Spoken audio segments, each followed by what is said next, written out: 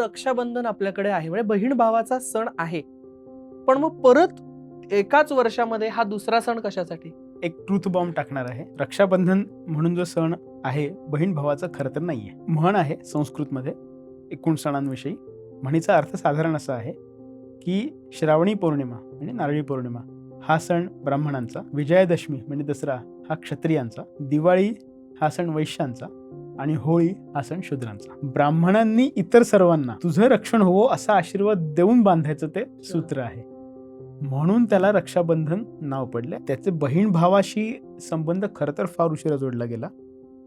तो खरं तर सावकारांना किंवा मालकांना नोकरांनी बांधणं हे पण आहे. तुम्ही आमचं रक्षण करा. आता भाऊबीजेकडे येऊ. विवाह करून सासरी गेलेल्या बहिणींच्याकडे भावाने दुपारचं जेवलं पाहिजे, इतर ठिकाणी दुपारचं जेवू नये ह्या दिवशी, जेणेकरून ये जा कायम राहील.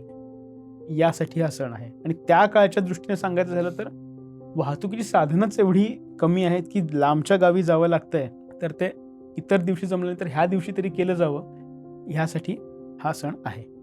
या सणात सुद्धा बहीण भावांनी मिळून यमाला अर्घ्य देणे, यम आणि चित्रगुप्ताच्या नावे, आणि त्यांच्याकडून आरोग्य ऐश्वर्य मागणे हाही विधी ह्यात आहे. परंपरेने आहे. आता फक्त एकमेकांकडे जाऊन भेटणं, जेवण आणि भेटवस्तू हे शिल्लक राहिलं असलं तरी हा त्यात मूळ विधी सुद्धा आहे.